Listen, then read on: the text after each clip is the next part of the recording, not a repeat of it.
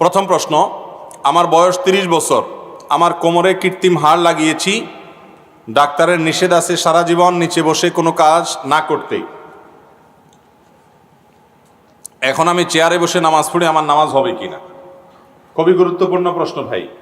আমরা প্রথমে এই ভাইয়ের জন্য দোয়া করি যে আল্লাহ রাব্বুল আলামিন এই ভাই অসুস্থ আছেন, তাকে যেন শেফা কামেলা আজলা দান করুন, বলুন আমিন। যদি কারোর এরকম অসুস্থতা থাকে যে তার কোমরে কৃত্রিম হাড় লাগানো হয়েছে, যার কারণে তিনি বসে কোনো কাজ করতে পারবেন না, ফ্লোরে বসতে পারবেন না, তাহলে এ আল্লাহর বান্দা চেয়ারে বসে বা যেভাবে তার সুবিধা হয় সেভাবে বসে তিনি নামাজ পড়তে পারবেন। যে ব্যক্তি দাঁড়াতে সক্ষম এবং দাঁড়ানো থেকে চেয়ারে বসতে সক্ষম, তাহলে তার দাঁড়ানোর ফরজ আদায় করতে হবে, দাঁড়ানোটা একটা ফরজ। এরপরে রুকু সেজদা করতে পারে না, কোমর ভাঙতে পারে না, তাহলে চেয়ারে বসে হালকা একটু মাথা ঝুঁকি ইশারা করে রুকু বা সেজদা করবে, এইভাবে সে নামাজ পড়বে। কারণ লা ইউকাল্লিফুল্লাহু নাফসান ইল্লা উসআহা, আল্লাহ তাআলা কারোর সাধ্যের বাইরে কোনো কিছু করার জন্য তার উপরে কোনো নির্দেশ চাপায়া দেন নাই, বিধায় যতটুকু সাধ্যে আছে ততটুকু তিনি করবেন ইনশাআল্লাহ। এরপরের প্রশ্ন, আমাদের এলাকায় মুমূর্ষ অবস্থায় বা কঠিন বিপদের সময় হাফেজ ডেকে এনে সূরা আনআম 21 বার বা 41 বার খতম করানো হয়, এটা কতটুকু সহিহ? সহিহ হাদিসের আলোকে জানাবেন। কোনো ব্যক্তি যদি অসুস্থ থাকেন, মুমূর্ষ অসুস্থ, তো এই ব্যক্তির জন্য কোরআনে কারীমের যদি সূরা তেলাওয়াত করে সুস্থতা কামনা করা হয়, আরোগ্য লাভের চেষ্টা করা হয়, তাহলে সেটা তো জায়েজ আছে। কারণ কোরআনে কারীমের সূরা, কোরআনে কারীমের আয়াত, এগুলো দিয়ে রোগের শেফা হিসাবে ঝাড়ফুঁক করা বা এগুলো তেলাওয়াত করে আল্লাহর কাছে দোয়া করা, সুস্থতা কামনা করা, এটা জায়েজ আছে। এই রুকিয়া এটা না জায়েজ না। কিন্তু যদি কেউ মনে করে যে মুমূর্ষ অবস্থায় এই কোরআনে কারীমের তেলাওয়াত করলে এর সওয়াবটা তিনি ওই মুমূর্ষ ব্যক্তিকে পাঠিয়ে দিবেন, তো জীবিত মানুষ একজনে কোরআন তেলাওয়াত করে আরেকজন জীবিত মানুষকে ট্রান্সফার করে দিবে, এই ট্রান্সফারের সিস্টেম নাই।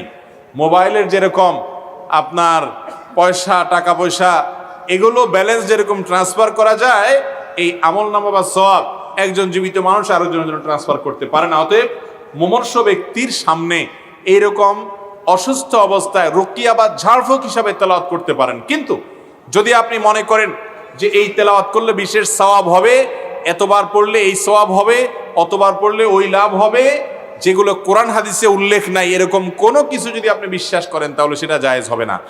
এরপরে প্রশ্ন হলো, যদি কোনো সৎ ন্যায়পরায়ণ সহজ সরল ব্যক্তিকে শুধুমাত্র হেনস্থা, কটূক্তি ও হেয় প্রতিপন্ন করার উদ্দেশ্যে সামাজিক যোগাযোগ মাধ্যমে কোনো ব্যক্তি বা সম্প্রদায় ইচ্ছাকৃতভাবে বিভিন্ন উস্কানিমূলক পোস্ট দেয়, তাদের উদ্দেশ্যে কিছু বলবেন?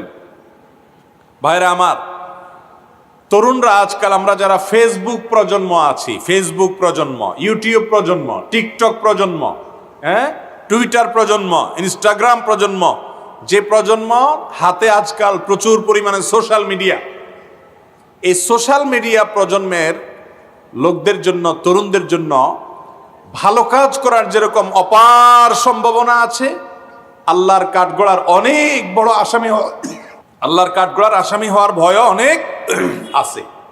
কারণ ফেসবুক, ইউটিউব এবং এই সমস্ত সোশ্যাল মিডিয়াগুলো আমাদের যুবক ভাইরা যারা আছেন, আপনাদেরকে বিশেষভাবে বলছি, আপনাদের অনেকের জন্য এগুলো হয়ে গেছে নিছক বিনোদনের একটা প্ল্যাটফর্ম। কিভাবে মজা করবেন, কিভাবে রসিকতা করবেন, কিভাবে আনন্দ বিনোদন করবেন, এ হলো চিন্তা। ভালো কথা, আপনি এখান থেকে রসিকতা করেন, আনন্দ বিনোদন করেন, এটা নাজায়েজ না। কিন্তু আপনার রসিকতা করতে গিয়ে যদি অন্য কোনো মানুষকে আক্রমণ করেন, কারোর চরিত্র হনন করেন, কারোর অধিকার নষ্ট করেন, তাহলে শরীয়তের দৃষ্টিকোণ থেকে আপনি অপরাধী হয়ে গেলেন। আমরা অনেকে, বিশেষ করে যারা ফেসবুক ইত্যাদি দিয়ে সোশ্যাল মিডিয়াতে অনেক বেশি সক্রিয়, এই লোকগুলোকে দেখা যায় তারা এই ব্যাপারে তাদের কোনো বাজ বিচার নাই, এই ব্যাপারে তাদের কোনো সেন্স নাই, হুঁশ নাই, মাথা কাজ করে না, তারা টেরই পায় না যে তাদের নিজের অজান্তে তারা কাবিরা গুনাহ করে ফেলছে। নবী করিম সাল্লাল্লাহু আলাইহি সাল্লাম বিদায় হজের ভাষণে বলেছেন, আজকের এই দিনটা যেরকম সম্মানিত, আজকের এই জায়গাটা যেরকম সম্মানিত, এই মাসটা যেরকম সম্মানিত, আরাফার ময়দানে দাঁড়িয়ে তিনি বলেছিলেন, ঠিক একই রকম তোমাদের প্রত্যেকের রক্ত এরকম সম্মানিত, একজন আরেকজনের রক্ত ঝরাতে পারবে না, তোমাদের প্রত্যেকের মর্যাদা ইজ্জত সম্মান এরকম সম্মানিত, কারোর ইজ্জত নষ্ট করা যাবে না।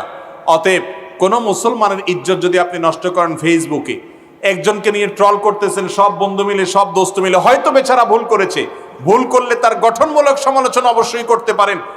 বিশেষ করে বয়সে যারা তরুণ, তাদের কাছে মনে হয় এইরকম পাগলামি ছাগলামি করা, এরকম উল্টাপাল্টা করা, এটা বোধহয় আমাদের রাইট। ভাইরা আমার, মানবিক মূল্যবোধ আজকাল হারিয়ে গেছে।